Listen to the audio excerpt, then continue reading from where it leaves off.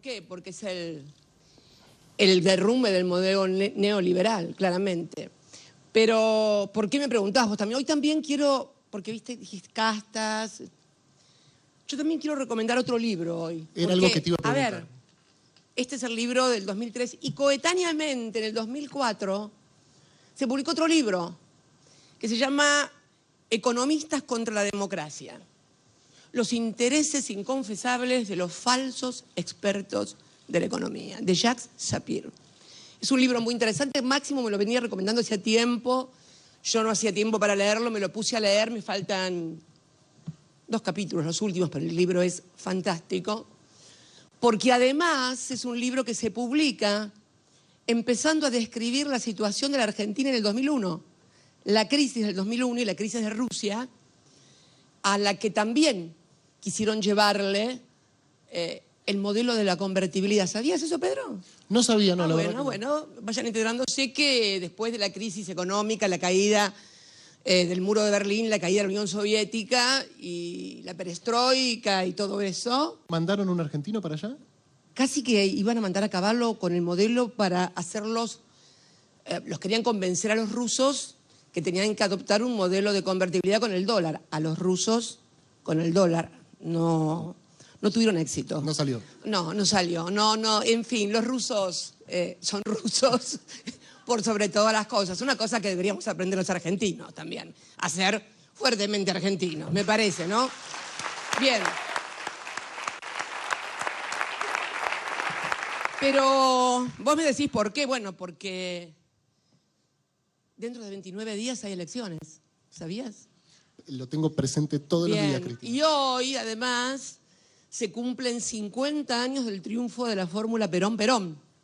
Allá por el 73, con un récord de votos del 62% de los votos. El segundo en el peronismo después fue Kirchner, en el 2011, con el 55% de los votos. Kirchner, aunque Kirchner no estaba. Bien. Pero, si me permitís, Pedro, una digresión, porque estamos hablando de elecciones. Y la verdad que hace tiempo, para ser más preciso, hace 2 meses, un mes y medio, que vengo leyendo editoriales, notas periodísticas, que no hablo, que el silencio, que no hablo del resultado, que no hablé del resultado de las elecciones, que si Massa, si lo apoyo a Sergio, que si no, y hay editoriales y gente que habla en la televisión. A ver, ¿qué iba a decir después del resultado de las elecciones? Yo ya había dicho el resultado de las elecciones antes. Cuando todas las editoriales de los medios hegemónicos decía que prácticamente quien resultara vencedor en la interna de Juntos por el Cambio era el futuro presidente o presidenta de la República Argentina, que nosotros estábamos en la lona, que en fin, bueno, en un programa de televisión en mayo, allá en mayo creo que fue, ¿no? Mayo, dije que iba a ser una elección atípica, de tercios, y que lo importante iba a ser el piso y no el techo. Bueno, sucedió eso, y hoy los competidores son los que tuvieron mejor piso en términos individuales. El candidato de la Libertad Avanza y el candidato de UP. Se dio lo que preveíamos, pero, a ver, alguien el otro día me dijo, acertaste o adivinaste, como si esto fuera una cuestión de adivinar o de azar. En definitiva, cuando yo dije en aquella oportunidad esto, hice un razonamiento muy lógico. El razonamiento lógico era que en el 19, cuando construimos el Frente de Todos, hicimos una elección en la cual las 2 coaliciones juntaron prácticamente el 90% de los votos. ¿Y por qué? Porque había sido horrible el gobierno de Macri. Horrible para la gente. Y la gente tenía la memoria de cómo había vivido en la Argentina hasta el 2015. O sea que era una cosa evidente. Y luego, vos fíjate que en esas PASO, concurrió a votar el 76% de los argentinos, 76% de los argentinos, y la diferencia fue de 15 o 16 puntos. O sea, había una expectativa, una ilusión, una esperanza de volver a vivir, no una vida en Disneylandia, pero una vida en la cual podías pensar en comprarte una casa, o en comprarte un auto, o en progresar, o en estudiar, o en viajar. ¿Cuánta gente viajó por primera vez al exterior, por ejemplo? Entonces, había una expectativa de que había vivido años donde era posible soñar con el progreso. Eso fue lo que votó la gente. Yo cuando empiezan con esas cosas de izquierdas y derechas, no, las cosas son bastante. Bueno, es algo que se dijo mucho después de las PASO, ¿no? Que la sociedad argentina, el término que se usa también en editoriales periodísticas, se derechizó. No. Querer tener un buen trabajo y un buen sueldo, querer poder tener la posibilidad de acceder a la vivienda o al techo propio, de comprarte un auto, de viajar, de estudiar, no es de derecha o de izquierda. Te diría casi que es de peronistas. Te diría que es casi de peronistas. No, y bueno, y fíjate vos que cuando fueron las PASO, yo me quedé en el sur, en Río Gallegos, y yo miraba televisión y veía a los de Juntos por el Cambio festejar. O sea, ¿qué están festejando esta gente? Digo, a ver, en el año 21, donde el peronismo realmente hizo su peor elección parlamentaria, perdimos senadores, mayoría y quórum en el Senado, etcétera, etcétera, etcétera. No voy a hablar de lo que hablé durante mucho tiempo, de lo que opinaba, de lo que había que hacer y no se hizo, porque ya es de público y notorio y creo que no vale llorar sobre la leche derramada. Pero bueno, en esa elección, Juntos por el Cambio sacó 42 puntos contra 33 del peronismo. Y ahora estuvo a 0,75 de UP y el candidato de UP fue el segundo en votos, con una diferencia muy notable. Entonces, yo decía, esta gente que está festejando. ¿Y qué festejaban? ¿Qué sé yo? No sé, preguntales. Cuando los veas vos, llamalos y preguntales, porque la verdad, que no pudieron construir una mayoría por una cuestión muy simple. Nadie se acuerda bien del gobierno que fueron. Nadie se acuerda bien del gobierno que fueron. ¿Por qué? Si no se entiende la presencia de una tercera fuerza. Debería haber pasado lo que pasó con nosotros en el 19, cuando como la gente se acordaba de lo que había pasado en el 15, adoptó una decisión. La gente es mucho más racional de lo que se pretende y de voto emocional. Claro, pero las emociones también siempre tienen alguna razón, si no ya son desquicio, que es otra cosa. Y claro, estás desquiciado, si no, pero... Y vos fíjate otra cosa. Escuchaba el otro día también que decían, bueno, pero si lo apoya, ¿cómo que si lo apoya, no apoya? Yo quiero recordarles que fui una de las impulsoras de que no hubiera PASO, de que se pudiera construir una lista de unidad. Y me acuerdo que había un conocido conductor televisivo que todas las noches me decía, basta del dedo. Todos decían, no, dedo no, paso, paso, y paso, y paso. Dedo no, dedo no, dedo no. Y yo hoy ahora me pregunto a todos esos que impulsaban una PASO en la cual, por ejemplo, el presidente estuviera de un lado, la vicepresidenta del otro, el embajador en Brasil disputando con el ministro del Interior la candidatura a la presidencia, la ministra de Desarrollo Social disputándole a Axel la gobernación en la provincia de Buenos Aires, y todo esto en un marco de más de 100 puntos de inflación. ¿Qué les parece? ¿Cuánto hubiera sacado de la Libertad Avanza? A ver, a los genios que decían que no el dedo, no, claro, no el dedo. Y ahora los que decían no al dedo, paso, paso, paso, me dicen, pero no lo está... ¿Dónde está el dedo? ¿Dónde está el dedo? No lo está apoyando. ¿Cómo? A ver, muchachos, por favor, un poco más de seriedad o de honestidad intelectual en los planteos. Pero esto es así. Entonces, por eso digo que, permite, esta digresión era porque quería un poquito para ayudar, y ayudar fundamentalmente a comprender lo que pasa. Que esta es la idea, cuando la gente de la escuela me vino con la idea de presentar la reedición de este libro, que fue en el 2003 también, hace 20 años. hace 20 años, y me pareció que era, ¿sabés qué también, Pedro?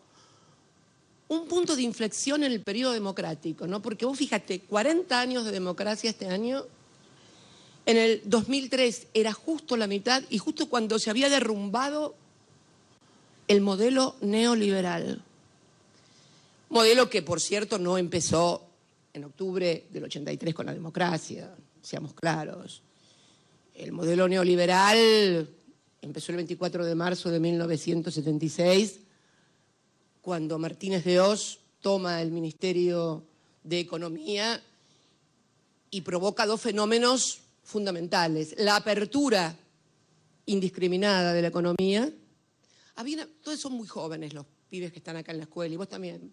Pero vos debés acordarte de una propaganda, no acordarte, si no la habrás visto seguramente, que era una propaganda del Estado, de la República Argentina, no sé si era la Secretaría de Comercio, o el Ministerio de Economía o qué era, y que consistía básicamente en un señor que se sentaba en una silla de fabricación nacional, o sea, madera nacional, carpinteros nacionales, obreros nacionales, y se rompía y se daba la cola contra el suelo. Y después se sentaba en una silla importada, trabajo importado, y la silla era una maravilla. Esto se promovía desde el Estado, donde se decía que era lo mismo fabricar caramelos que aviones, por ejemplo. Y fue una apertura indiscriminada junto a una reforma financiera que modificó totalmente el patrón de acumulación que la Argentina había tenido hasta 1976. Anoche le escuchaba al candidato de la Libertad Avanza. Ajá. Sí, hay que escuchar a todos y a todas. Que decía que en realidad había comenzado una apertura, pero que había habido problemas de desempleo porque no se había abordado la modernización o las reformas del sector público y reforma laboral, etcétera, etcétera. Yo quiero decirles que durante la dictadura no fue necesario hacer ninguna reforma laboral. Primero porque se habían suspendido las convenciones colectivas de trabajo y la vigencia de la ley de contrato de trabajo. Los principales dirigentes sindicales estaban presos y además desaparecían comisiones enteras de fábricas donde había resistencia o intento de huelga y demás, con lo cual no era necesario. Lo que sí le asiste razón es que el sector público no fue tocado. Todas las empresas del Estado, YPF, entonces Omisa, Entel, Segva, todas fueron conservadas y cada fuerza, cada sector, se quedó con una empresa que además terminaron todas muy endeudadas. Cuando termina esto, y viene la democracia, y acá viene porque, visto que esto se llama castas, yo quiero hablar también un poquito de la casta de los economistas, ¿no? La casta de los economistas, porque los economistas han tenido un rol fundamental en el modelo neoliberal y en los últimos 40 años de la República Argentina también. Y este libro tiene que ver, porque Néstor dijo además, le dijo a Torcuato, que iba a ser su propio ministro de Economía. Lo criticaron muchísimo por esa declaración. Lo mataron, no lo criticaron. Lo mataron. Pero ¿qué razón tenía? ¿Qué razón tenía? Ahora lo vamos a ver, ¿no? Entonces, en el año, y vamos a hablar del rol de los economistas, a fines de la dictadura y lo que le dejaron, porque también hablamos de herencias, ¿no? De herencias. Y Néstor habla de casta en el libro también. Néstor, bueno, Néstor, es Néstor, así que...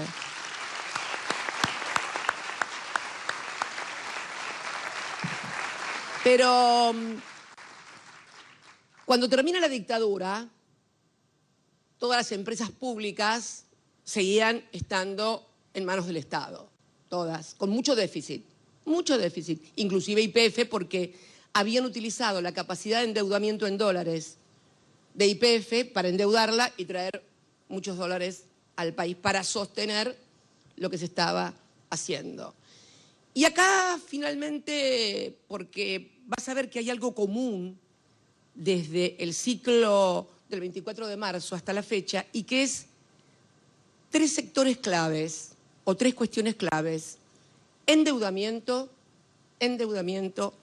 Fondo Monetario Internacional y casta de economistas o economistas. Esto se da en todo el proceso de la Argentina. Fíjate, Martínez Dios, además que fue el que produjo la reforma financiera, donde se cambió el patrón de acumulación y se comenzó también a cambiar un poco el patrón en la cabeza de la gente.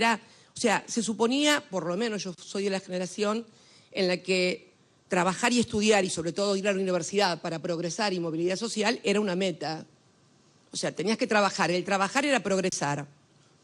Se cambia la lógica durante la dictadura y comienza a surgir la especulación financiera, plazos fijos. Si vos veías a viejitas, jubiladas, frente a las pizarras de La Nación, ahí en la calle Florida y demás, para ver cuánto estaba el dólar, la tasa de plazo fijo. Nosotros éramos estudiantes universitarios de Derecho y no hablábamos de plazo fijo, no tenían esas conversaciones. Era otra Argentina. Esto hay que ver también que ya no tenemos más esa Argentina que dio paso a ese modelo de acumulación en la forma en que se dio. Y fíjate vos que al final de la dictadura aparecen también dos economistas vinculados con el endeudamiento. Y acá quiero hacer una mea culpa.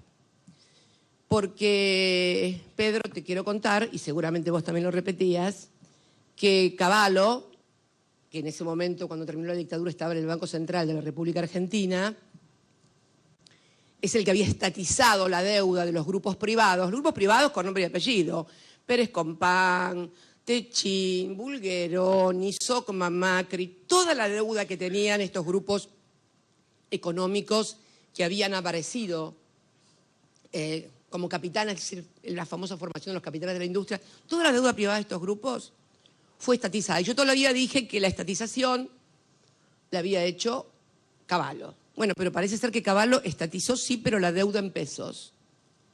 Hace pocos días leí un artículo donde la deuda en dólares la había estatizado el dictamen de quien era el jefe de moneda o deuda extranjera en el Banco Central, que era Carlos Melconian.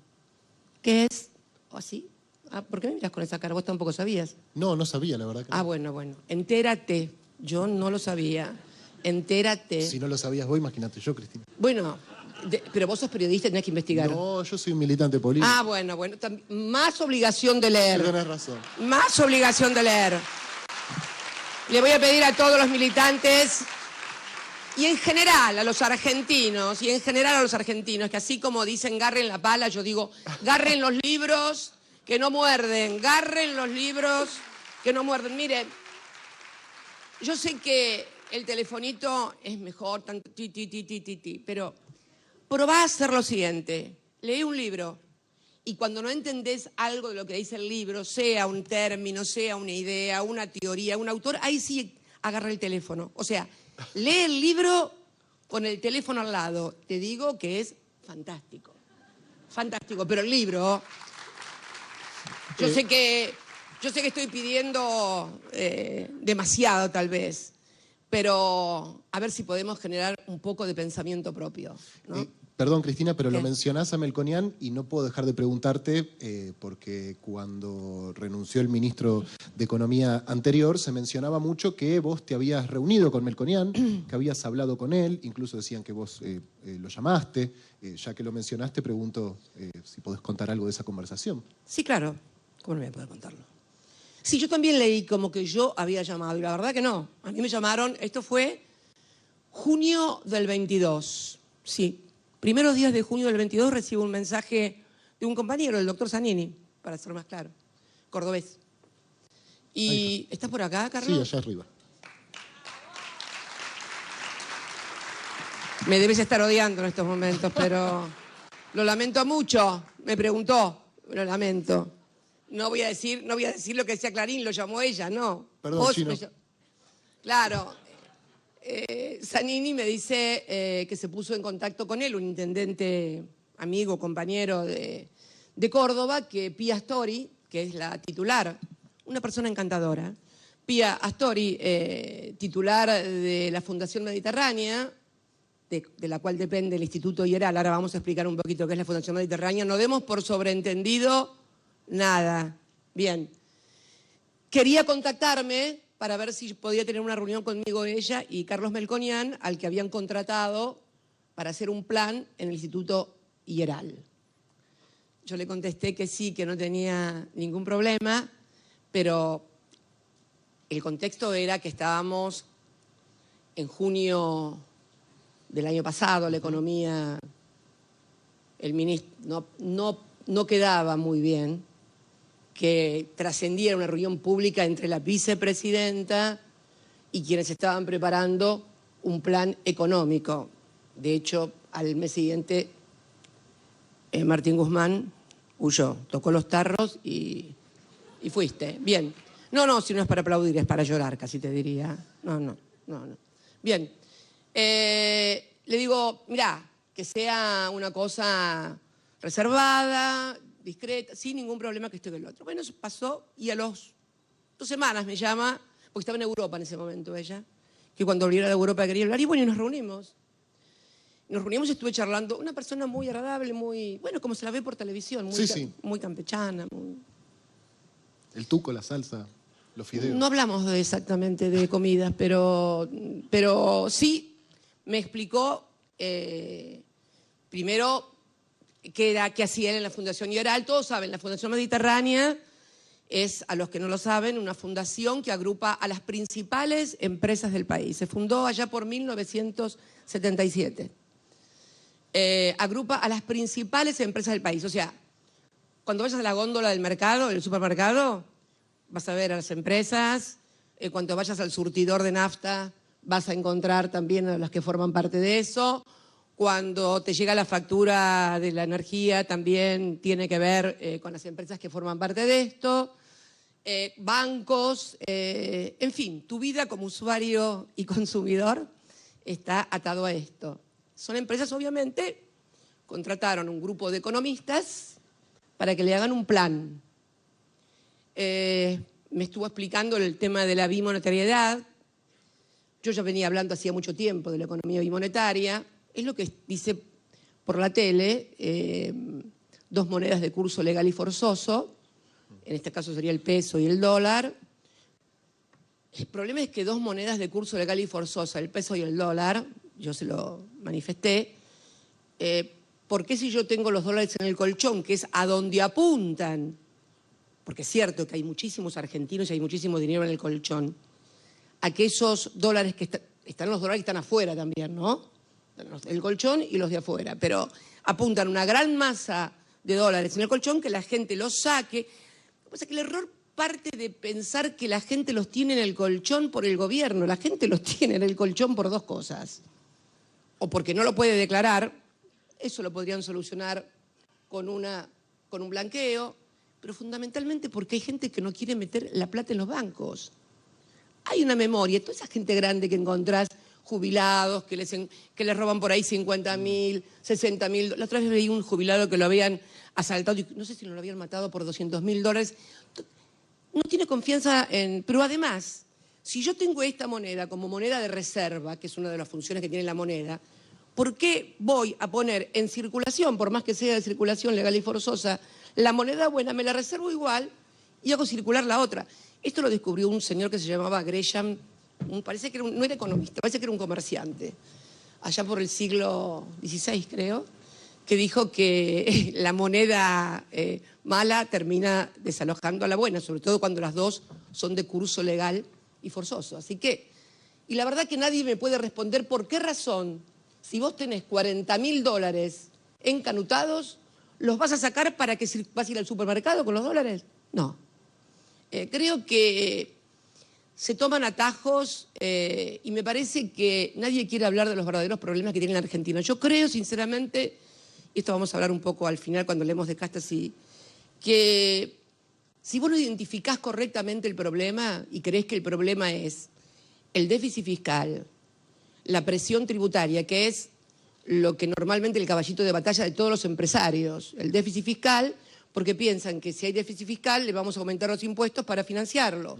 Presión tributaria porque no quieren pagar. Ahora vamos a hablar también de todo eso porque hay números muy claros en la Argentina. Pero sigo con el tema del derrumbe, ¿no? ¿Qué fue el derrumbe de ese modelo? Cuando llega el presidente Alfonsín y cuando llega la hiper, todas las empresas eran públicas había un déficit cuasi fiscal importante, las empresas estaban endeudadas, se produce el fenómeno hiperinflacionario.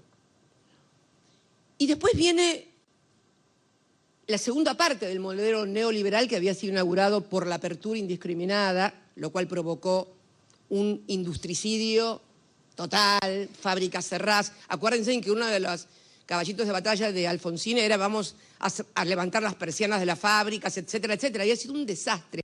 Que Alfonsín, el alfonsinismo, con muchas dificultades, con las rémoras, recibió una deuda fenomenal externa, la auditoría del Fondo Monetario Internacional y las circunstancias que muy bien relata en ese libro fantástico que es Una temporada en el quinto piso de Torre. Algunas comparto, otras tienen una mirada autoindulgente sobre los economistas. Otra vez, Melconian y Cavallo con la dictadura, Surril, que también escuché decir que tenía un gran plan, pero que la política, porque esta es la otra cuestión. Estos grupos de economistas dicen que la política no puede intervenir en la economía, porque los neoclásicos, es muy interesante el libro, créanme, los neoclásicos dicen que no puede intervenir porque es una ciencia constructivista, un enfoque constructivista, científico, y los de la escuela austríaca, que son los que ya sabemos. Los que ya sabemos, Hayek y von Mises, dicen que la política no tiene, porque hay leyes naturales del mercado, leyes naturales, así como Antígona tenía el derecho a rebelarse ante el tirano para sepultar a su hermano, hay reglas que son inamovibles en la economía. Bueno, así estamos hoy en la Argentina. Bueno, ¿qué pasa entonces en ese momento? Viene la pero después viene en los años 90, 91, 92, se produce privatización. Se privatiza todo. Las jubilaciones, YPF, aerolíneas, las empresas eléctricas. A ver, déjame pensar un poquito. Aerolíneas, te dije, sí, todos. Somisa, agua y energía. Muy bien, agua y energía. Somisa, porque, a ver, las líneas telefónicas, todo, absolutamente todo. Somisa, hoy lo que es el polo siderúrgico de San Nicolás, Petropropulsora, en La Plata, etcétera, todo eso era empresa pública. Bueno, se privatizó todo era privado. ¿Y qué pasa en el 2001 cuando se produce el derrumbe? Todos vieron esa serie fantástica de Benjamín Ávila, 2001. Se cae todo. No le devuelven a la gente los depósitos. Ya había pasado con el plan Bonex en el 89, ¿no? Diciembre del 89. Vieron a la gente pegando en los bancos. Bueno, esto... ¿Y qué pasaba en ese momento? Era todo privado. Todo era privado. No había nada público, no había jubilados, no había planes. O sea que no había déficit, imagino, ¿no? No era el problema. El problema fue, tanto en el 89, cuando había deflación en la Argentina. Si en el 89 la crisis fue por hiperinflación, en el 2001 fue por el fenómeno inverso, ese que hay algunas que no distinguen, ¿viste? Y dicen deflación, inflación, bueno. Sí. Dios nos libre. Y que Melconian siga ahí, por favor, traduciendo, porque si no va a estar complicado. Va a estar complicado. O sea, el modelo se cae por hiperinflación y se cae por déficit cero. En el año 2001 yo era diputada y se discutió no solamente el déficit cero y se aprobó, sino que además se aprobó la intangibilidad de los depósitos, una ley que decía el banco te tiene que devolver, no, nadie se puede apropiar de tu depósito en pesos, en dólares, sacaron la ley, la sancionaron y se cayó igual, allá por hiperinflación y acá por deflación. Allá era todo público, acá era todo privado. Pero entonces, no es que público, privado, déficit cero, no déficit cero, es que por ahí no parece que no va la cosa. ¿Y quiénes estaban? ¿Quién había vuelto? Porque, ¿quién había vuelto? La convertibilidad, que con la privatización estuvo la convertibilidad del 1 a 1. Cavallo había vuelto porque la alianza que fue un espacio, la primera coalición, el primer gobierno de coalición de la Argentina había despertado una gran expectativa en la ciudadanía, porque decían que el problema era solamente la corrupción del menemismo y por lo tanto si se recuperaban los 5, hasta daban cifras, los 5.000 millones de la corrupción menemista, el modelo funcionaba perfecto, se cayó igual. Por la ficción, lo que no tolera, uno puede teorizar en economía, puede ser heterodoxo, ortodoxo, puede ser de la escuela austríaca, de la de Chicago, de los clásicos o neoclásicos, pero lo que no se puede es fingir, no se puede hacer ficción. En economía lo único que no se puede hacer es ficción, porque finalmente la realidad termina estallando. Entonces, cuando este señor, que decidió que iba a ser su ministro de Economía, llega al gobierno, recibe la herencia. Una herencia complicada. La deuda soberana más grande defaulteada, el default de deuda soberana más grande. El Fondo Monetario que auditaba. Los jubilados congelados, pero además solamente un 40% de la población había accedido al beneficio previsional porque todos habían perdido el trabajo, no habían podido completar los aportes, etcétera, etcétera. Los bonistas enojados. Yo me acuerdo que cuando ibas por ahí al despacho de Néstor, lo escuchaba a Sanito Artaza con un megáfono en la plaza, devuélvanos los ahorros, que eran los ahorristas que habían ido a golpear, con justa razón, las puertas de los bancos. Me acuerdo que un día, yo no sé si fue el primer mes, fueron los productores avícolas de Entre Ríos y le tiraron, no sé, 3.000 pollitos, pobrecitos amarillitos, en la plaza, quejándose porque no podían competir con la industria avícola brasilera. 22% de desocupación, 2 dígitos de desocupación. Sin industrias, porque había sido un industricidio lo que había sucedido. Con sueldos descontados ya sabemos, ¿no?, de jubilados y de empleados. Es más, fíjate vos, durante la gestión de Alfonsín también, producto de la crisis que había dejado el nivel de endeudamiento y el tema, se determinaron congelar las jubilaciones y las regalías que recibíamos las provincias petroleras productoras de hidrocarburos.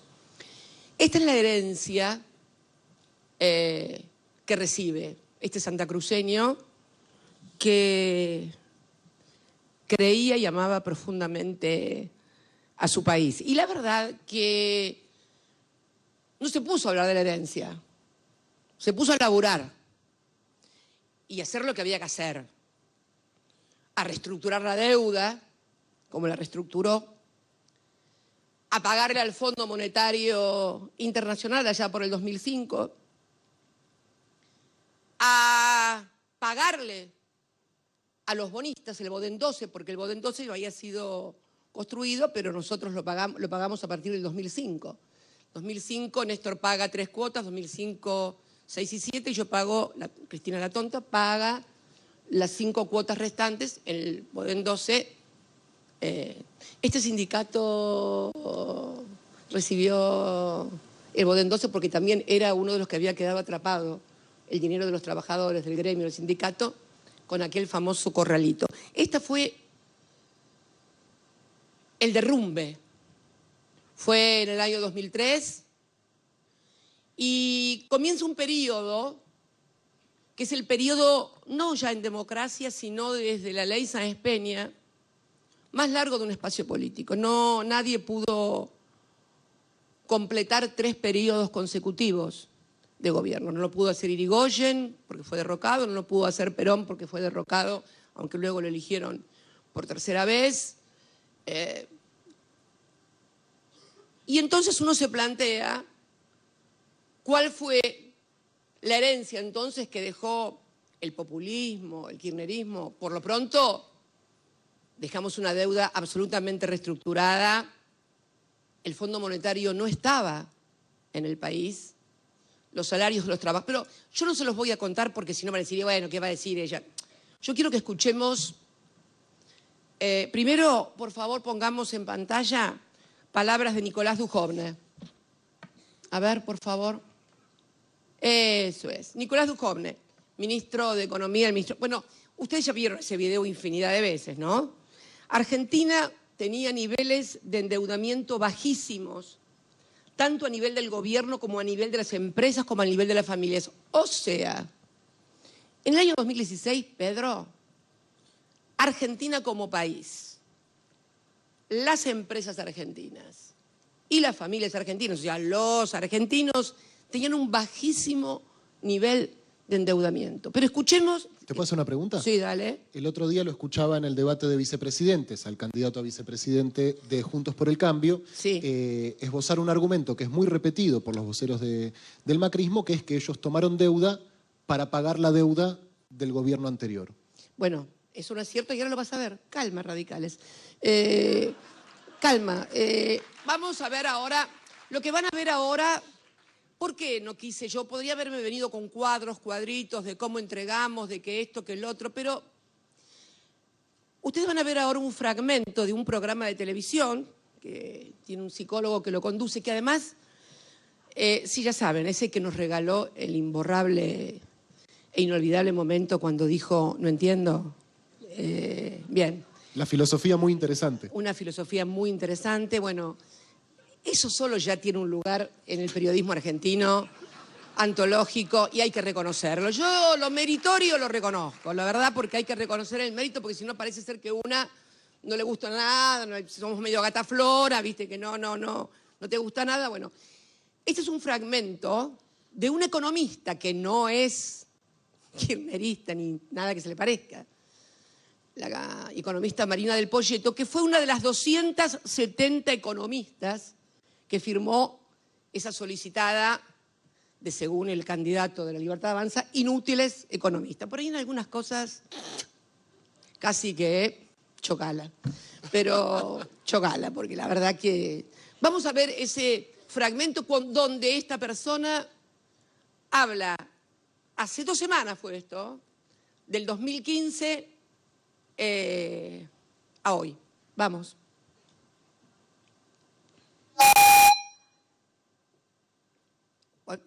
¿No se escucha?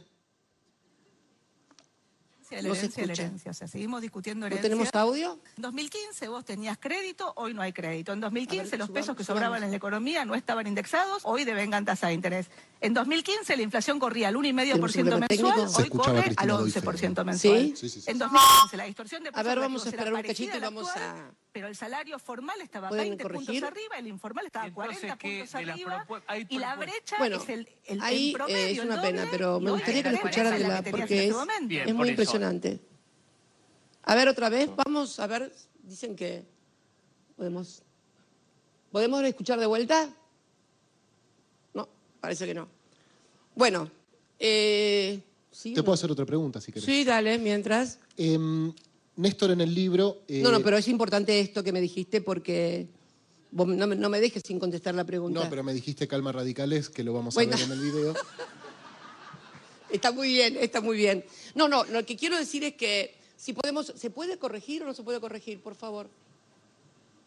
No, a mí no me gusta dejar las cosas a medias. Las cosas hay que hacerlas. ¿Qué? Ah, bueno, en la tele salió. Lo lamento por los que están aquí en el auditorio, pero bueno. A ver, vamos de vuelta. Vimos el libro Tiempo Perdido, que era la herencia, el manejo de la herencia, el manejo de la herencia de la herencia, bueno. y ahora es el manejo de la herencia, Se de la lee. herencia, de la Se herencia, lee, de la perfecto, herencia. ya se Seguimos leyó, discutiendo está muy herencia. bien. 2015 Marina del vos Poyeto tenías crédito, hoy no dice hay y crédito. compara. En 2015 los pesos que sobraban El en la economía 2015 no estaban había indexados, crédito, hoy ahora no hay crédito. En el 2015 el dinero no daban tasa indexada de interés, ahora está indexada. En el 2015 hablaba de el salario formal 20%, 20 puntos más arriba, el informal 40, bueno, y da una serie de cosas que, dicho en boca de ella, me exime de mayores cuestiones, porque también es cierto que el déficit fiscal que tuvimos a partir del año 2011 fue porque se nos cayó la balanza energética. O sea, Néstor, que había tenido superávit gemelos, era porque tenía un superávit energético de 6.000 millones de dólares. ¿Producto de qué? Bueno, durante mucho tiempo, antes de que nosotros viniéramos, se le estuvo vendiendo gas muy barato a Chile. ¿Por qué? Porque acá el gas no era necesario, porque no había fábricas, no había necesidad de energía.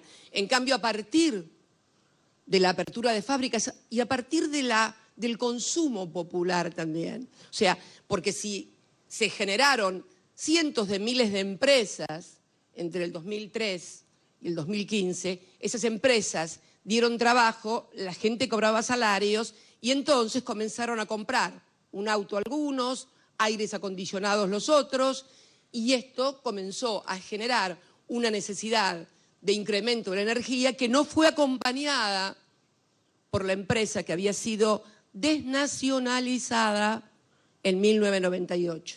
Desnacionalizada en 1998, Repsol, YPF, nuestra petrolera de bandera, y comenzamos a tener un déficit energético de 6.000 millones de dólares. Se nos invirtió la balanza energética. Este es el origen, que es por un crecimiento muy importante de la actividad económica en el consumo industrial y comercial de energía y en el consumo residencial de energía por las familias. Las familias se agrandaban, las familias compraban cosas, compraban artefactos, compraban aires acondicionados, etcétera, etcétera, etcétera. Entonces, este es el tema. Pero vos la escuchaste a Marina del Pollito, o la leíste por lo menos, acerca de cuál era la situación. Pero vos dijiste lo del Fondo Monetario, eso es lo que me habías preguntado algo del... Cuando ellos les preguntan por la deuda... Ahora vamos. El segundo video, que ya no es de ningún economista, sino de un expresidente. ¿Podremos escucharlo, por favor? A ver. Segundo... He decidido iniciar conversaciones. Uy, Dios mío. Qué mal que estamos. Tecnológicamente muy mal. Bueno, hoy lo tenemos a Macri. Ay, no se me había ocurrido. Nunca nos había fallado esto. Espero no ser yo. Una pesadilla. La plata del fondo, que es la plata de los demás países, la usamos para pagar a los bancos comerciales que vencían y que se... En el año 2018, porque vieron que circuló un video en TikTok realmente desalentador, porque los chicos no sabían quién había traído el Fondo Monetario al país, pero sí sabían de la deuda de Independiente y de todo eso, y no sabían cómo había sido. Bueno, el tema es que ahí está Macri en el 2018, cuando como presidente le dice al fondo, están llamando al fondo para obtener un plan de financiamiento. El segundo es en el 2021, es una reunión que él hace en un country cuando va a Neuquén con amigos o con partidarios y les dice que él le decía a sus funcionarios: no tomen deuda, que nos vamos a ir a la mierda, dijo una cosa así. Literal. Literal, ¿no? Dijo, nos vamos a ir a la mierda. Yo les decía, no tomen deuda, que esto yo conozco los mercados. Bueno, lo vieron ahí, yo conozco los mercados. Y después, en el 2022, dice los bancos comerciales. O sea, todos los días dice una mentira diferente. Esta es la verdad. La verdad es que levantaron el cepo en el 2016, vinieron fondos, pero no todos, porque en realidad los fondos comienzan a venir cuando le dan a los fondos buitres lo que quieren. Se endeudaron a tasas y en plazos muy cortos. También hubo declaraciones del ex ministro Caputo al respecto, desvinculándose, diciendo que él no había tenido nada que ver con el endeudamiento. O sea, a ver, entregamos el país, como dijo Duhovne, con un bajísimo nivel de endeudamiento y se recibió en el 19 la herencia de la reinstalación del modelo neoliberal desde el 2016 al 2019 con el Fondo Monetario. Y la verdad que cuando el país tiene una deuda de la magnitud que contrajeron en tan poco tiempo, con vencimientos tan cortos, además la curva de vencimientos muy cortos, y además viene el fondo con sus planes que son inflacionarios, porque instalan la devaluación, ella es muy difícil. Yo quiero en este sentido reconocerle alguna cosa muy importante al ministro de Economía, que es haberle dicho a la sociedad la verdad sobre el Fondo Monetario Internacional. Gran decisión, porque... Y acá voy a cometer una infidencia, porque cuando esto lo hablé con el presidente, allá yo estaba en Honduras, había ido a la asunción de Xiomara Castro, y en esos días creo que se firmaba, tuvimos una larga charla, discusión, en donde le dije, hay que decirle la verdad a la gente. Si es que obligan a firmar porque si no, no hay que decirle la verdad. No contarle que es maravilloso, que ahora estamos bien, como hizo De la Rúa, que está todo fenómeno. Bueno, y pasó que en el medio del parque, con pajaritos y mariposas, y diciendo que bueno, que habíamos firmado una cosa, que no teníamos ningún tipo de exigencias. Por eso valoro inmensamente la decisión de decirle a los argentinos y a las argentinas la verdad. Obligan a devaluar. Cada argentino y cada argentina debe saber que los precios que le aumentaron por la devaluación del 22, pero el que le vienen aumentando por la devaluación del crawling peg, que es la devaluación cotidiana que hace el Banco Central y que es impuesta también por el Fondo Monetario, porque el Fondo Monetario impone tasa de interés por encima de devaluación y devaluación por encima de inflación. Estas son condiciones, como tampoco quería la moratoria, porque estaba prohibida la moratoria en el texto del acuerdo. No se permitían, dice, amnistías fiscales, pese a que esta no era una moratoria, porque era un plan de pago. Pero sapos y culebras se echaron sobre el plan de pago que elaboró el Congreso argentino para incorporar a las mujeres, porque solamente 1 de cada 10 en condiciones de jubilarse habían hecho aportes, y los hombres solamente 3 de cada 10 habían hecho los aportes. Esta es la verdad de la milanesa.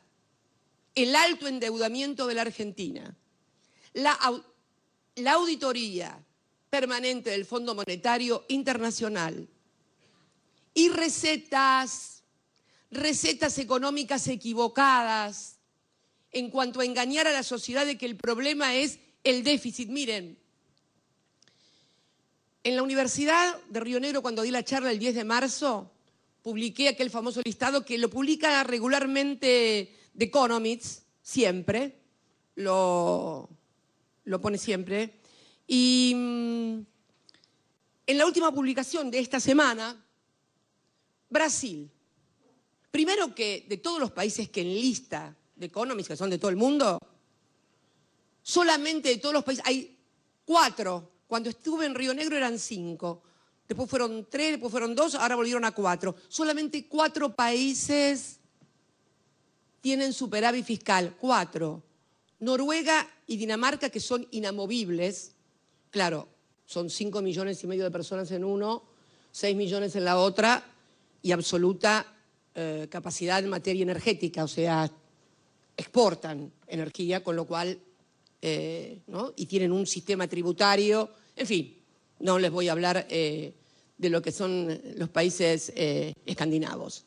Pero solamente esos países, y ahora se incorporó Arabia y Australia con un superávit muy pequeño del 0,2, creo, Arabia Saudita, y 0, no me acuerdo, Australia. Todos los demás, pero vayamos a nuestros socios, a nuestros amigos. Brasil. En la última publicación, Brasil tiene un déficit fiscal de 7,6. 7,6. Ese es el déficit primario más deuda. Argentina tiene el 4,2 en esa misma publicación, que es 1,2 de primario y 3% por deuda. ¿Cuánto tiene Brasil de inflación anual? 4,6. Y nosotros 124. A ver, si el déficit fiscal fuera la causa de la inflación, ¿por qué Hay países que tienen más déficit que nosotros y no tienen tasa de inflación. Y acá viene la otra cuestión, la de que le hacen creer a los argentinos que tienen el plan para suprimir gastos que son inocuos y hablan de 15 puntos del PBI, lo escucharon, ¿no? Y otros que, no sé, y Melconian también por ahí anda, que andan... Yo quiero que hablemos en serio en la Argentina con números. Y quiero que se publique, a ver por favor la número 3, a ver si estamos con suerte en lo que van a poner. 3, la de los principales componentes de las transferencias de ingresos, por favor. Ahí estamos. Ahí tienen los principales componentes de las transferencias. Esto es presupuesto del que quieren ir con una motosierra o no sé con qué. Fíjense, el sistema de jubilaciones, o sea, todas las pensiones, todas las jubilaciones son 6.49 del PBI en Argentina. Las asignaciones familiares, que también las paga el Estado, o sea, son las asignaciones familiares de los trabajadores en relación de dependencia, que también la paga la ANSES, 0.49. La UH, 0.40. Potenciar los planes, 0.38. Ah, me olvidaba. Néstor recibió, en la herencia, recibió 2.100.000 planes jefes y jefas de hogar. Perdónenme la digresión, pero me olvidaba de ese tema que es un tema muy importante. Recibió 2.100.000. Esos planes habían sido sugeridos por Anup Singh, que era el auditor del Fondo Monetario Internacional. Había sido tan grande el derrumbe, tan grande la crisis social, la desocupación, la miseria, la pobreza, que sugirieron hacer planes para que la gente pudiera comer. Para que la gente pudiera comer. No estaba la UH en la República Argentina. Y entonces, durante el gobierno del presidente Duhalde, se diseña el plan Jefes y Jefas de Hogar, y cuando Néstor asume, había llegado a 2.100.000 porque la desocupación era más de 2 dígitos, 20 y pico %. Entonces, me había olvidado esa parte de la herencia. Pero vamos a los planes potenciar, 0.38, la tarjeta alimentar 0.22, PAMI 0.20, progresar 0.10, empleo y en total el gasto o la inversión, como ustedes prefieran, de acuerdo a lo que piensen, 8.29 del PBI. Vamos, ¿cuánto será el Poder Legislativo y el Poder Judicial? Poder Legislativo, vamos a la segunda filmina, por favor. Ahí los tenemos. El Poder Legislativo, donde estaría, digamos, la aristocracia de la casta política, estaríamos con el 0,12 del PBI. Y el Poder Judicial, 0,27. Bien. Si... ¿Me puedes traer el pizarrón, por favor? Ya que estamos en la escuela justicialista, vamos... A ver si hacemos... A ver. Vení que te voy a dictar vos. Vení, Pedro. Uy, qué nervios, Dios.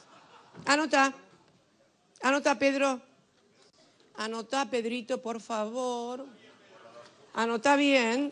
Te está mirando el país, querido. Anota bien. A ver, vení. Vení.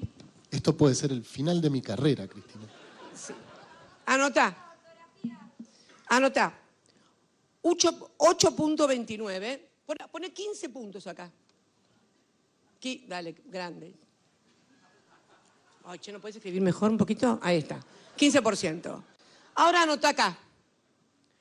8.29. 8.29. Muy bien. Eso es todo lo que podríamos denominar gasto social. Anotá 0,12 y 0,27. No. Acá vas a tener que sumar ahora. Bueno, dale. 0,12. Dale. No hace falta que hace el porcentaje. Está bien. Lo borro. Dale. Bien, 0,12. 0,27. Bien. Y ahora anotá 4,75. 4,75. Muy bien. Ahora suma. Dale. Yo lo dejo sumando a él mientras le digo que es el 4,75. El 4,75 es lo que se denominó separata. Bueno, redondeando, dale. Un maestro para que una profesora de matemáticas por acá, por favor. Bueno, dale. Ahí está, mira, ya te dictaron allá, che. 13.43. ¿Sí? Muy bien, 13.43. Fíjense. Muy bien. Este 4.75, ¿se acuerdan, no? 8.29, acá están los jubilados. Acá está el poder legislativo, acá está el poder judicial. Y este 4.75, ¿qué es? Es la separata que mandó el Ministerio de Economía en el presupuesto, en el proyecto de presupuesto, y que es lo que se denomina gasto tributario. ¿Qué es gasto tributario? Los planeros de lujo. Estos son los planes, el 038 del potenciar trabajo, son los planeros de calle. Estos son los planeros de lujo. ¿Por qué? Porque son las exenciones impositivas. Gente que tiene que pagar impuesto a las ganancias como los jueces y no los paga. Impuestos, por ejemplo, cuya alícuota del 21% de IVA está quebrada, o se eximen de IVA, o está quebrada, pagan la mitad, 0,10,50. Las promociones fiscales, aquí está Tierra del Fuego. Bueno, todo eso son 4.75. 13.43 el total. ¿Podemos sentarnos, alumnos? Bien. Sí, espera que quiero poner esto. Bien.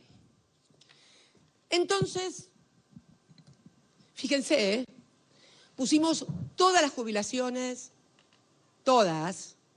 Pusimos todos los planes sociales, potenciar, AUH, todas las asignaciones familiares, todas.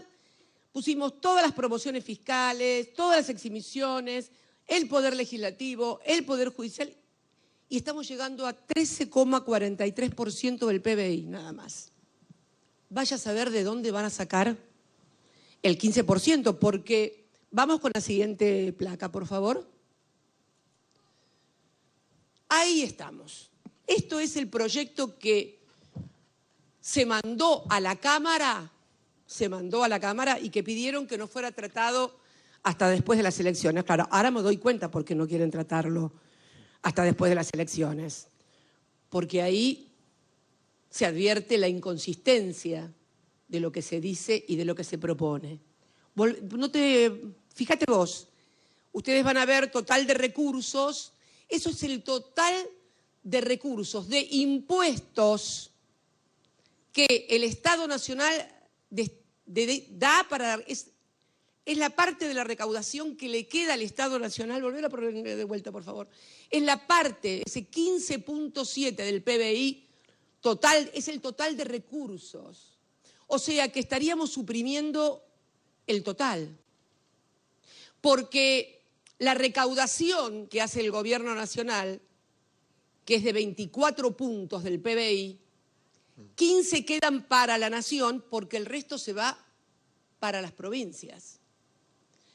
Y acá viene la segunda parte de los mitos. O sea, vemos que en realidad es imposible ir con la motosierra porque no te dan los números para hacer lo que querés hacer. Pero no dan los números porque fíjense que, bueno, me va a decir, bueno, pero sacamos entonces, bueno, ese 13.43 sobre 15, eso que resta es Fuerzas Armadas, Fuerzas de Seguridad, universidades, cuerpo diplomático en el exterior, relaciones exteriores, etcétera, etcétera. Como verán, realmente muy inconsistente todo. Pero acá hay otro mito también, que es la presión tributaria. ¿No escucharon a decir a los empresarios, a los candidatos de la oposición que la presión tributaria es tremenda en la Argentina? No nos vayamos de esa filmina todavía. Fíjense que el total de recursos es 15,7 y el gasto primario es 17,3. Ahí tienen el déficit primario. Y después el 19,1 es ya con la deuda en pesos y en dólares. Es 4,2 el déficit, 1,2 de lo que gasta el Estado. Pero 3 puntos son del pago de la deuda. 3 puntos del PBI van a pago de la deuda. Y nadie habla de eso.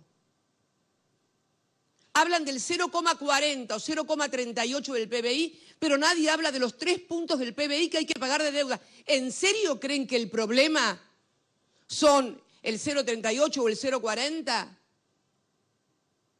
Contra el 3% del PBI de dinero que se va porque es deuda. Y la mayor parte en dólares. Moneda que no emitimos. Bien. Esto tiene que ver y viene a cuenta de, dicen, la tremenda presión tributaria que tiene la Argentina. Las empresas que pagan, que esto, que el otro. Vayamos a la última filmina. Bueno, esto que ustedes están viendo ahí, ingresos públicos, porcentaje sobre PIB, es una publicación del Fondo Monetario Internacional. Esto es información del Fondo Monetario Internacional y habla del porcentaje de recaudación, o sea, el porcentaje de impositivo que hay sobre cada PBI. Volverlo a poner, por favor, que es importante que la gente vea esto. La serie empieza en el 2015, cuando nosotros nos fuimos. Bueno, no hay datos a esta altura ni de Ecuador, en el 23, economía dolarizada, ni de Honduras, ni de Venezuela, economía en la cual hay una economía bimonetaria, no de derecho, pero sí de hecho. Pero vamos a Argentina, que es la amarilla, la de abajo de todo, puesto 14, en porcentaje de ingresos, o sea, de impuestos sobre PIB. Impuestos. Hay ingresos, pero los ingresos públicos son los impuestos que pagan. Que no son, como dicen muchos, que creen los impuestos cuando hablan, pago los impuestos, la luz, el gas, el agua, no son impuestos, son servicios. Y lo que se paga es una tasa, no es un impuesto. Especulan tanto con el desconocimiento que tiene la gente, que tiene tantos problemas y tantas cosas en la cabeza y tantos dramas que no tiene para andar haciendo disquisiciones. ¿Cuántas veces escuchamos a la gente decir los impuestos están hablando de la tarifa de luz, de gas o de agua? No, eso no son impuestos, son tasas de servicio. Bien, Argentina, ¿qué presión tributaria tenía en el año 2015, donde estaban los populistas? 35,4. ¿Cuál es hoy la presión? 32,3. 32,3. Fue el único país que bajó 3,1 puntos de presión tributaria. Miren, Italia, Giorgia Meloni, il fascisti. 47, no, pero me cae, le voy a decir una cosa. Y bueno, les voy a decir la verdad. El discurso que dio contra Francia sobre el tema de los inmigrantes, casi que yo le aplaudía, ¿viste? ¿Qué crees que te diga? 47,8 tenía Italia de presión tributaria en el 2015. Hoy con Giorgia Meloni tiene 50. Creció el 2x2. España, 38,7 en el 2015. Hoy tiene 44,2. 5,5 puntos creció presión tributaria. Alemania, 45,1 en el 2015, ahora va a 47, casi 2 puntos, 1,9. Reino Unido, 35, esa que le quieren regalar las Malvinas, 35,7, diferencia 3,5 de más, hoy 44,2. Brasil, nuestro socio, ya se acuerdan del déficit, ¿no? Brasil, 32,9 en el 2015, 35,8, casi 3 puntos. Japón, perfeccionistas si los hay, 33,6 a 35,7, 2,1. O sea, el único país que bajó esta magnitud de presión tributaria es la República Argentina. ¿Por qué? Muy simple, porque durante el año 2015-2019 se redujo el impuesto de bienes personales, pero sobre todo porque con el ajuste por inflación que se sancionó también durante el macrismo y con el ajuste por quebranto anticipado que le dio la Corte al Círculo Rojo y a la economía en la República Argentina, hoy la tasa de ganancias que pagan no las multinacionales, todas las sociedades y todas las empresas no llega al 2,45. La tasa es del 35, pero pagan el 2,45 por ajuste por inflación. Entonces, ¿cuál es el problema a esta altura? Si no es el déficit fiscal, si no es el tema de la presión tributaria, si no es, como vimos, ¿qué es? La Argentina hoy tiene un problema del cual yo vengo hablando hace mucho tiempo, que es la economía bimonetaria. Ha perdido valor la moneda. Y tiene en común, cosa que no tuvo durante los 3 periodos nuestros, un altísimo nivel de endeudamiento y al Fondo Monetario como auditor. Y esto impide poder desarrollar políticas que beneficien al conjunto. Vuelvo a repetir, los aumentos que ustedes sufrieron, que todos sufrimos en góndolas y demás, tiene que ver con la devaluación permanente del peso, porque el problema es que la inflación en la Argentina es por escasez de dólares, porque están en el colchón, porque formaron activos en el exterior, porque hemos perdido la moneda y entonces se utiliza como moneda de reserva, porque pasan cosas que no pasan ni en Chile, donde todo es pesos, o en Brasil, donde todo es reales, por lo que fuera. Pero esta es la situación. Una economía bimonetaria, alto nivel de endeudamiento en dólares y el Fondo Monetario Internacional imponiendo planes inconsistentes, o a lo mejor inconsistentes para el bienestar de la Argentina, pero tal vez muy, muy consistentes para el día de mañana apoderarse por chauchas y palos de todos los recursos naturales. Ustedes piensen y elaboren también, que es bueno que todos pensemos en conjunto, pero además el problema de la Argentina, además está agravado también, además de esto, por una economía creciente en negro. Todo el mundo piensa que cuando se habla de informalidad o de economía en negro nos referimos a los manteros de Once. No, señores. O los que están acá nunca fueron a comer a Puerto Madero o a Palermo Soho, a un restaurante re bacán y te dan un ticket comanda. Fíjense, si los tickets que le dan son los tickets de lo que ustedes compran, de lo que ustedes pagan. ¿Cuánto es con ticket identificado y cuánto es o en negro o no le dan bola y pagan y se van? Entonces, la economía, el Estado demanda una cantidad de recursos que después no les son devueltos, porque el círculo virtuoso es, bueno, el Estado recauda. Esto no está pasando en la República Argentina y se ha agravado infinitamente con el tema de la inflación. Si además tenemos laxitud tributaria a partir de los ajustes por inflación, del ajuste por quebranto anticipado y todas las argucias y maniobras elusivas, bueno, miren, para que lo entiendan, cada vez que alguien, por ejemplo, toma un café o se come un chocolate, lo paga, obviamente, y esa actividad no es denunciada o reconocida en la declaración del comerciante que lo hace, piensen que ustedes están gastando dólares porque nosotros no producimos cacao ni producimos café. Elijo estos dos elementos porque claramente es un elemento que no se produce en la Argentina. Café tenemos que importar y cacao tenemos que importar. Con lo cual, cada vez que yo como chocolate o tomo café y el que me lo vende y yo le pago con el 21% de IVA y demás, no lo declara en la FIP,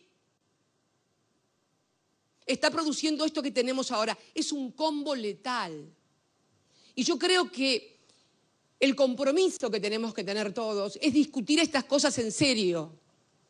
Y me parece que haber puesto sobre la mesa el tema del Fondo Monetario Internacional, y no es adoptando el dólar, porque me dicen, no quiero darle señoriaje a la clase política argentina. ¿Y a quién le vas a dar el señoriaje? ¿A los republicanos y demócratas en Estados Unidos con el dólar? ¿Cómo es el tema? ¿En serio que los argentinos quieren quedarse sin casa, vender la casa? La verdad que es algo tremendo que estemos discutiendo estas cosas, sobre todo de la experiencia en la que vinimos desde la convertibilidad. Yo no digo que las cosas estén bien, también nosotros tenemos responsabilidad. No voy a hablar de las cosas que no hizo el gobierno porque ya las dijo oportunamente, pero voy a hablar más que nada también de que nosotros tenemos que discutir cosas que muchas veces nos hemos negado a discutir. Porque no es cierto, Pedro, que la gente ya haya derechizado. A ver, querer tener mi casa, hoy ya no es ni tener casa, hoy no puedo alquilar. A ver, querer tener clases, tus hijos que van a la escuela pública, pero no podemos seguir diciendo que defendemos la escuela pública, pero mandamos a los chicos nuestros a la privada porque no tienen clases. Y tenemos que discutirlo nosotros. Y yo sé que los compañeros por ahí, docentes y demás, me acuerdo en el año 2012, yo era presidenta y dije en un mensaje del 1 de marzo, pero Dios, me saltaron a la yugular. Pero compañeros, compañeras, si nosotros no discutimos los problemas que tenemos, van a venir de afuera a imponernos las condiciones de la discusión, que no van a ser las condiciones reales, van a ser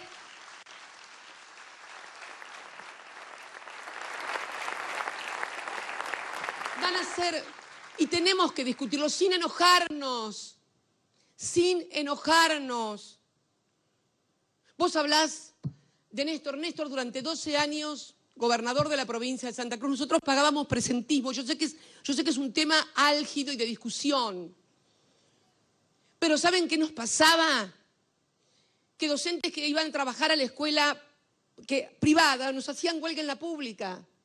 Y tenemos que discutirlo eso sin enojarnos. Porque si no vienen estos tipos a discutirnos todo, los vouchers, las universidades pagas. Realmente creo que tenemos en serio que discutir las cosas, porque nuestros motivos y nuestras razones son valederas. Pero no tenemos tampoco que tornarnos corporativos, porque se puede ser corporativo de derecha, pero también se puede ser corporativo de izquierda, porque la corporación, en definitiva, es cuando un sector privilegia sobre el resto, y por ahí sin advertirlo. Esto no es un problema de malos y buenos, es un problema de intereses. Y tenemos la obligación desde el campo nacional y popular articular los intereses para no tornar indefendible el rol del Estado. Fíjense que en salud pública la gente cómo defiende también el rol del Estado por el rol que cumplió la salud pública. Y dicho sea de paso, el Estado tiene también que comenzar a preocuparse por la salud privada. Lo que hacen las prepagas, que los médicos, de una buena vez por todas, debe abordarse el problema de la medicina prepaga en la República Argentina para que estén bajo un régimen de aseguradoras de la salud.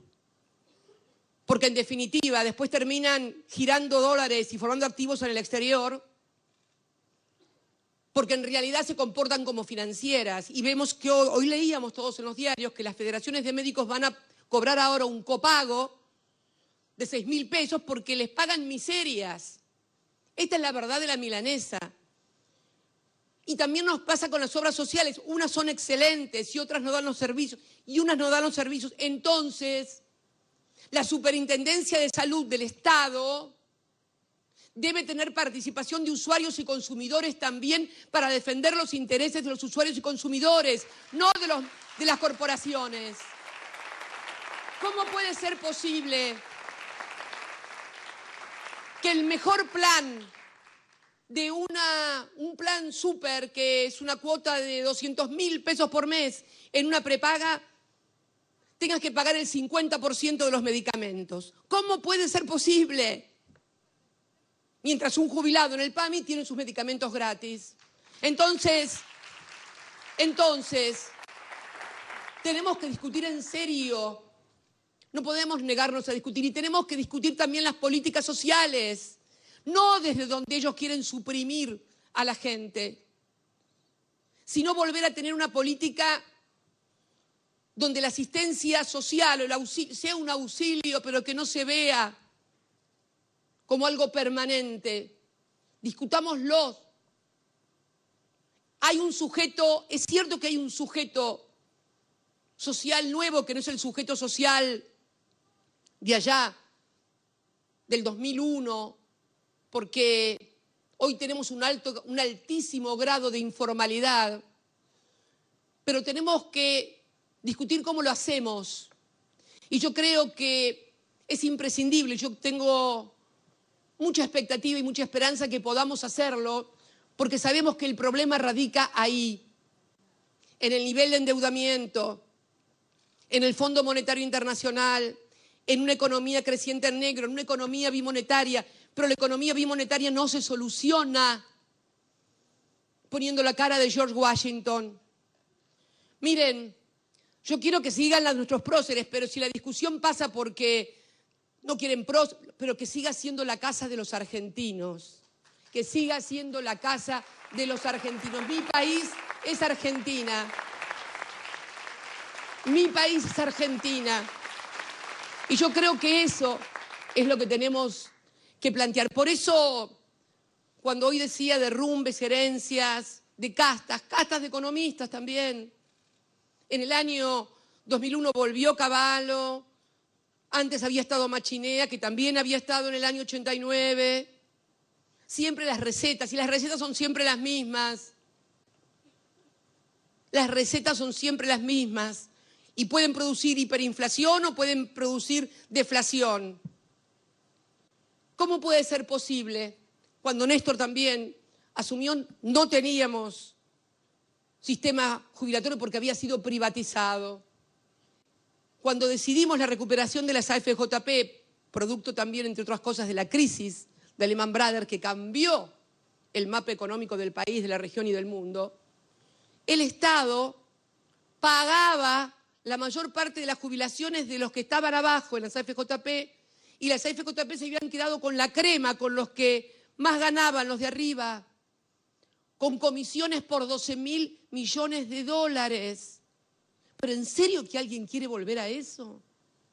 Si tenemos que revisar, si tenemos que cambiar, si tenemos que mejorar, pero por favor, no es destruyendo. Si el nene tiene algún problema, por favor, no lo tiremos junto con el agua sucia. Es el nene, y es la Argentina, es tu país.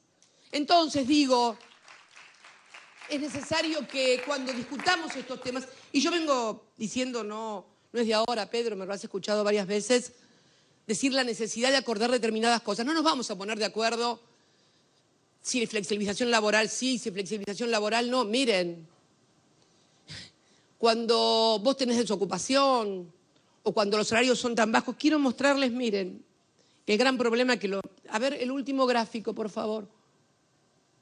El de pobreza y desempleo. Que este es el otro gran problema que tenemos hoy. A ver. Pobreza, a ver. ¿Dónde están? Ahí está. Ahí está. Ahí está, miren, pobreza y desempleo. Miren, el segundo semestre del 16, fíjense cómo comienza a despegarse y fundamentalmente a partir del Fondo Monetario y de la pandemia se separa empleo asalariado, pobreza y desempleo. ¿Ven? Ahí está. Pobreza y desempleo.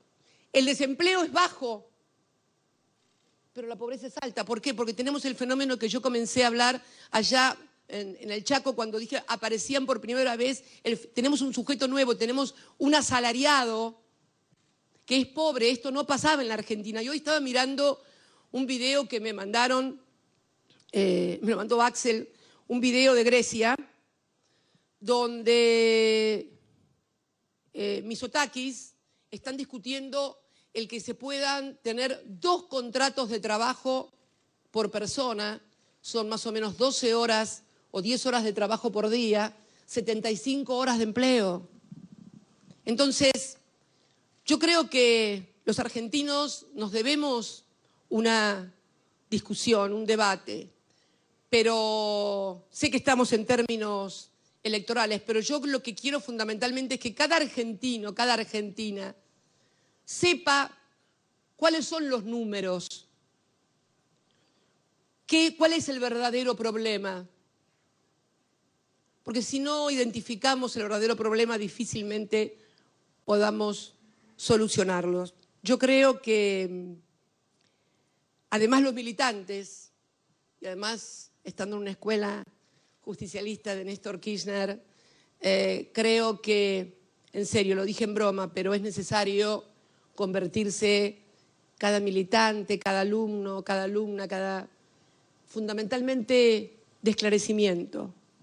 Es una tarea importante, más que consignas, más que hablar con la gente y explicar cuál es el verdadero problema, cuáles son los peligros, los desafíos que tiene la Argentina en un momento muy complejo y muy difícil. Por eso hoy quería venir a representar lo que hace 20 años presentó Néstor con Torcuato Di Tella, un gran... Torcuato no era peronista, obvio, ¿no? Torcuato fue nuestro primer secretario de Cultura, pero Torcuato era un hombre de ideas socialistas. Y él decía, en el libro, hay un artículo de él, hay varios artículos de él, pero Torcuato decía por qué no había un Lula en la Argentina, o sea, un dirigente, porque había estado el peronismo. Y también por eso yo digo que las categorías de discusión de derecha e izquierda, me parece que le erramos si pensamos que la gente se fue para la derecha. No, créanme, querer vivir bien no es de derecha. Querer vivir dignamente no es de derecha. Es de argentinos, y creo que la labor que tenemos como militantes, como dirigentes, es hacer todos los pasos y tomar todas las decisiones que tengamos que tomar. Por eso las decisiones. Muchas veces no se entienden algunas decisiones o lo que hacen, pero miremoslas en perspectiva. Y hoy creo que le estamos diciendo a la gente el problema que estamos teniendo y que necesitamos que cada argentino y cada argentina tome conciencia de esta situación para que pueda decidir libremente. No se decide libremente si no se sabe la verdad. Si te mienten, no se decide libremente. Si te mienten y te engañan, vas a ser más esclavo que nunca. Muchas gracias a todos y a todas.